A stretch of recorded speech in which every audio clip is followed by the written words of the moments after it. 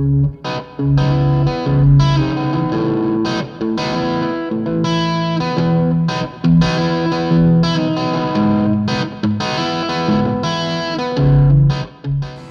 guess I got my first guitar with my mom. I was about 12 years old, and the reason why I got it is I was a drummer. I started off being a drummer first, and as a drummer, you typically don't move your gear around. Like, the band always comes to you. So what would always happen is all my guitarists and bass players would leave all their gear around, and I started like teaching myself how to play.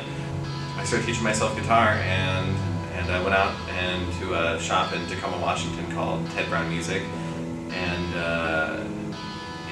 I got like a 94 Fender Telecaster with like a little amplifier, and that's kind of how I got started. I didn't start taking guitar really seriously as a musician until really late, to be perfectly honest. I was about, honestly, about 28 years old, not too long ago from now. And that's when I finally came back into music after I'd moved down to Hollywood. And I started playing with another up-and-coming folk rock artist. And we played some shows around town, and it was pretty exhilarating. My most